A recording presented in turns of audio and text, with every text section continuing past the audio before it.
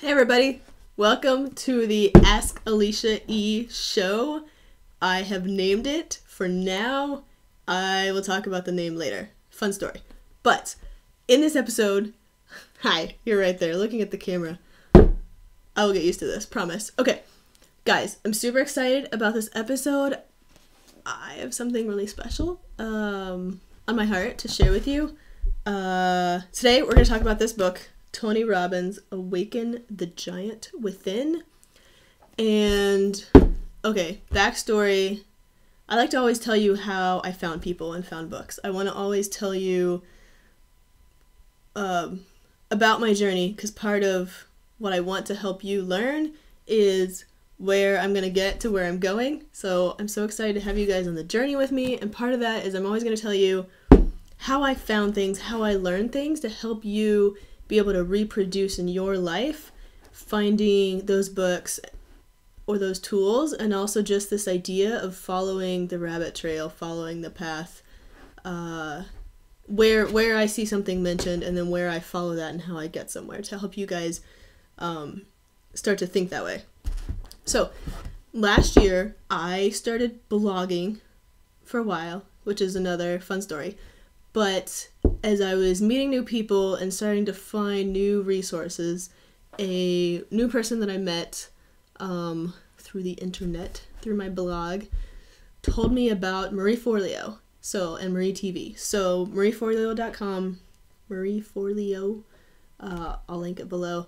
She is amazing, and I really enjoy watching her interviews. She's become a really fun influence for me. And one of her interviews of people, I love books, so I love authors, right? So she does her show, but then she also often has special episodes where she interviews authors, and she interviewed Tony Robbins. And so I discovered him that way, saw his documentary on Netflix, I Am Not Your Guru, which you should watch, it's really good. I was really intrigued. I read his most recent book about money management. Here we go. This one. Recently came in about money. Really thick book, really good. Yeah, and then he is just contagious, and the kinds of stories that he tells, I was intrigued. So normally I would not be drawn to a book with like this kind of cover, right? Like I would never have picked this up, which is partly why I want to tell you what I got out of it, because it was awesome. And so that's a good way to find new things. Okay, moving on. 3 of the things in the beginning of the book. All right, so I'm so excited to talk about this book because this book changed my life last week. So I have a backlog of books to tell you about to backfill some of my history, right? But part of my goal with this is to document the journey, which that was something I wanted to tell you. Okay, shout out to all 25 of you who followed my blog last year. I love you, and I want to say I'm sorry for abandoning you and not saying why, and I'm sorry and I love you, and I think I'm back with this vlog for now. Eventually I will be writing again, but I loved writing. I got into it. I did the blog. I was on a roll, but I was trying to figure out work and life and everything and what I really wanted to focus on. Some of you who were there with me, you understand. Following different ideas. Really, it's been a journey trying to figure out what my thing is, what I can focus on. Mainly, which I'll get into this as I'm figuring it out. You guys, if you watch this, you'll get to watch the story and watch me iron this out, but just figuring out what is so me and what is consistent, because I love to learn all kinds of things, and I don't want to start something and not do it. I don't want to go down a path and then leave people, which I felt really bad about. So last year in November, I was trying to figure out what to do, and I was like, I need to write more. So I said, I'm gonna write every day. I wrote November for the month of November, because that's like, writers do that, right? For the month of November, it's like a thing.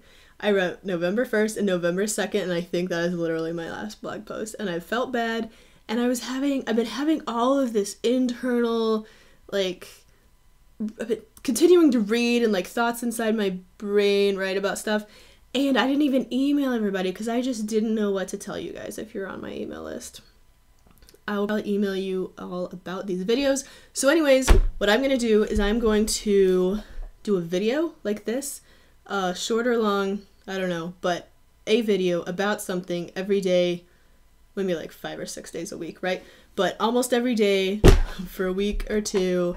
And then once I prove to myself that I'm doing it and it's into it and I'm integrating it into my life and I'm seeing I'm shaking the computer.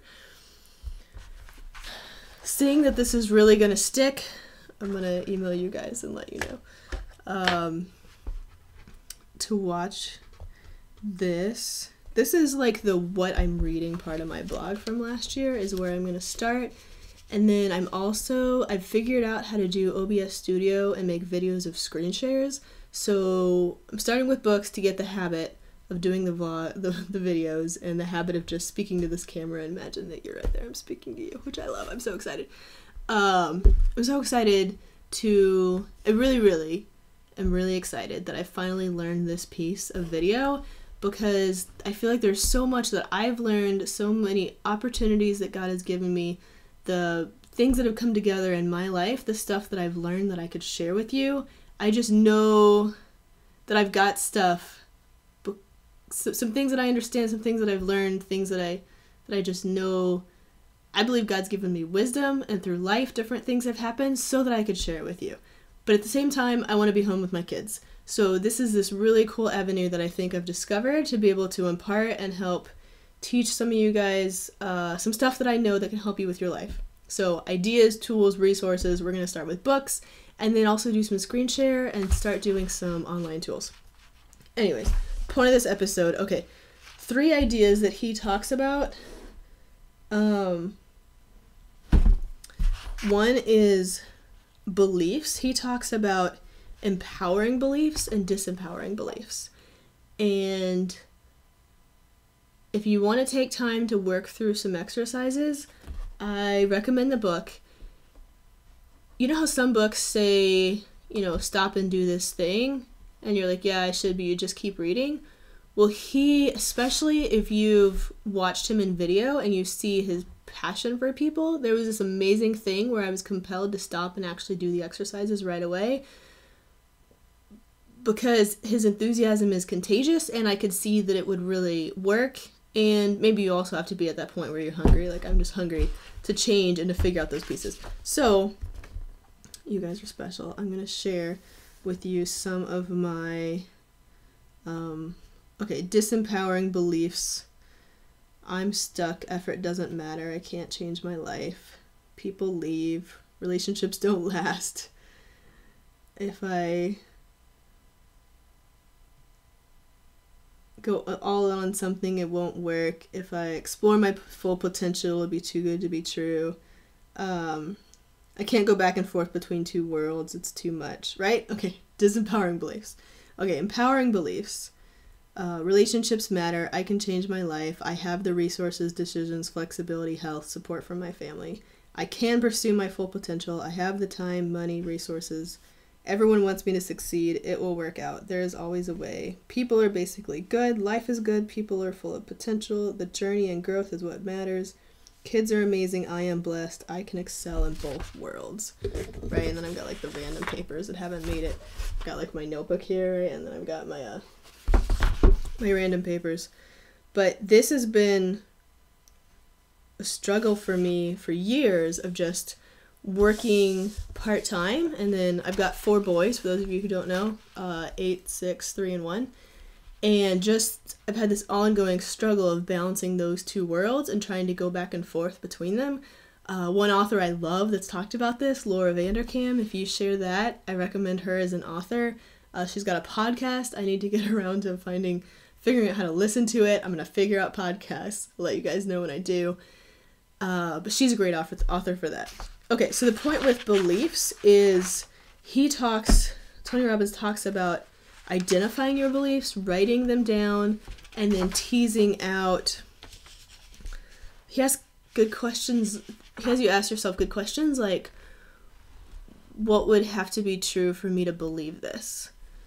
And just like unpacking these kinds of ideas. So part of what I got out of that is long story short, through the book, through answering different questions and things, I've managed to make this shift in my mentality toward my kids, especially my little kids. I joke to my friends that I want my big kids to come home and I want my little kids to go away because I'm tired of toddlers and babies. But I have a value for being with my young children. Terrible, right? I know. I have a value for being with my young children. I really do. I'm so happy to be able to stay home with them. Sometimes you get tired of the diaper, especially with fourth kid. Potty training the third kid has been like, he's almost there. We had to take a sudden family emergency road trip 2 weeks after I started potty training him. That totally set him back. He's been a champ. He's doing really well, all things considered. But anyways, my mentality toward my kids has really shifted from, being at home with the little guys for a couple hours every morning. And instead of thinking, I shouldn't have to do this, I am better than this, I could be doing something intelligent, I could be doing something important. Even though I know it's important, it's so easy to still have that thought. And I know that comes from all of my education and the culture that we live in and everything. But just switching from that, I shouldn't have to I get to. And I've been reading some about different things, and I read some, random stories about other countries where people can't stay home. You're not even allowed to homeschool, or the kids are in preschool at a young age, or just these different things that made me freshly appreciative. And even thinking about my job and thinking about other jobs, thinking about, talking to friends in different situations. I think sometimes, I found this everywhere, and maybe it's because I was ready for the message. Sometimes when you're ready for it, things to help you change your perspective just show up everywhere. But I've made this shift from I shouldn't have to I get to. I get to be home with my kids. And there really is enough time for everything that matters. I talked in episode 1 a little bit about Laura Vanderkam's 168 Hours.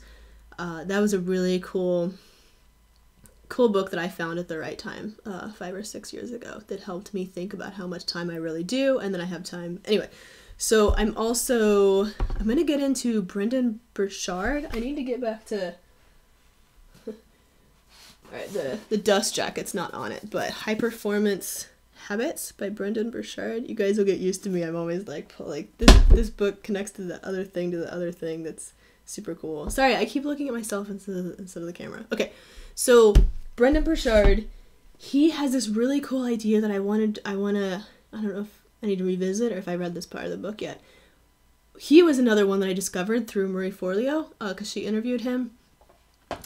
Really fun talking about this book, and that was how I found this book. He talks about the idea of alignment, among a lot of other things, but alignment and getting your life into alignment.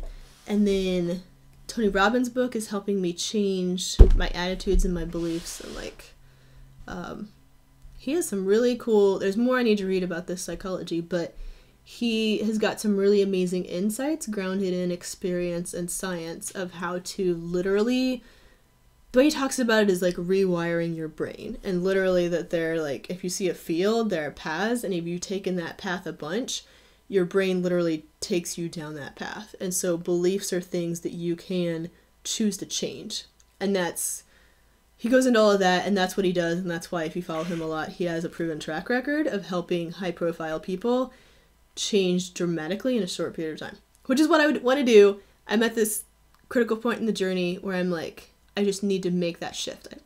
I need to make that change. Okay, that's enough about beliefs. I feel like he explains that better.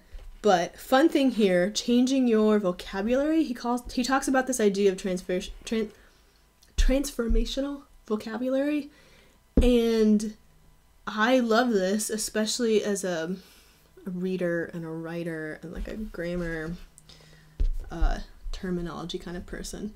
But words really are powerful, but I thought I knew that until he explains in this new way where he just really talks about how the words that you use change you like physically, like literally in the experience, because words are how we put meaning to our experience. So he gave an example of being really, having experience and trying to choose him implementing this idea in his own life. He was irritated about something, and instead of telling somebody, he was checking into a hotel and it was taking longer or something, and instead of saying, I'm about to get angry about this, he said, I'm about to get peeved about this. And the guy like looked at him and like nervously laughed, and then he laughed back, and then they chatted, and then it was, so I don't know if that's a great example, but I like my list. Okay, changing my vocabulary. This is cool because I think for anybody who works at home a lot or is home by yourself a lot and you're in your own head a lot, so especially stay-at-home moms, work-at-home moms, you know, if you're a young professional but you are a student and you have a lot of time at home by yourself or whatever, there are things where I would find myself, you know, when I get stuck in a rut, I can easily end up finding myself repeating words to myself, like I'm stuck, or I'm bored, or I'm lonely. Those are some of the big ones. So make a list of words, and then for each one, and he's got examples, but for each one, he's got a fun list of examples, but you put a new word. Okay, so I'm going to give you my list. Instead of bored, I'm going to tell myself that I'm brilliant, right? Yeah. All right, instead of overwhelmed, I'm in demand. And this seems funny, but do you see how it really does reframe it? I just stopped shaking the table. Okay. Instead of quit, I want to quit. I'm going to tackle this. I'm going to explore new possibilities. Instead of stressed, I'm energized. Because stress is energy. It's just a bad energy. So stressed, I'm energetic. I'm stressed. No, I'm energetic. How am I going to focus that energy, right? It's bad energy, nervous energy, but stressed is energy.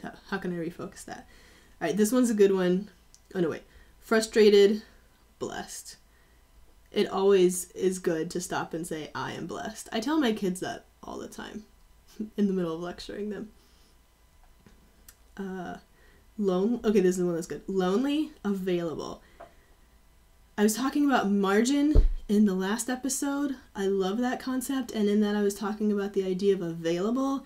That's something that's really been hitting me, where I have a season where I'm transitioning out of things like MOPS, which is so hard, but I just feel like I need to make room for something else in my life, right? So for me, it's so powerful to, instead of saying I'm lonely, to say I'm available. And when you first start, you say it with a laugh, but it really does rewire your brain. That's his point in the book. All right. Instead of lazy, I'm storing energy. Oh no. I'm still getting over being sick, and I'm totally about to start coughing. I wanted to give you guys a quick video. Oh no. Okay. Instead of lost, I'm searching. Instead of trapped, I'm finding a new angle. Instead of stuck, I'm centered.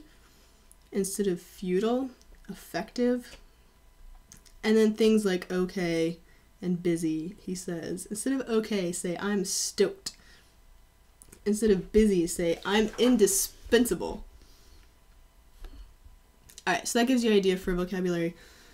Last idea from this book that was really meaningful to me is he talks about this idea of life metaphors, and you may have heard this concept, but if you ever hear people talk about life as a game, or life as an adventure, or life as a gift, those are metaphors. And the biggest thing, you know, my marriage is a dance. My life is a playroom. I don't know. The biggest thing for me, I just want to say, is that I have here really big, life is not a classroom.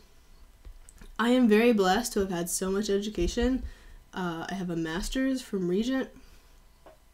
I studied literature and did a lot of research and learned a lot about how to learn, how to read and write. But after public school and college and my master's degree, I just find that I have some residual tendencies that I've nailed down to just this like perfectionism and needing to be perfect, but not because I want to be perfect, but because I'm scared of being wrong. I'm scared of getting a bad grade, and I've had to work through this tendency with my marriage, and I feel like I'm finally letting the last bit of that go and finding new freedom, a lot of freedom somehow, in just adapting to life, looking at it a different way. And that phrase was really powerful for me.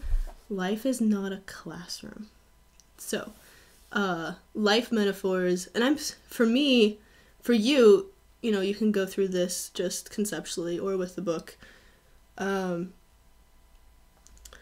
me, it was really powerful what it's not. I haven't really figured out what it is, except that when I look at themes for me, and, you know, for this show, and what would be unique to me, what would I want to tell you guys, what is my thing?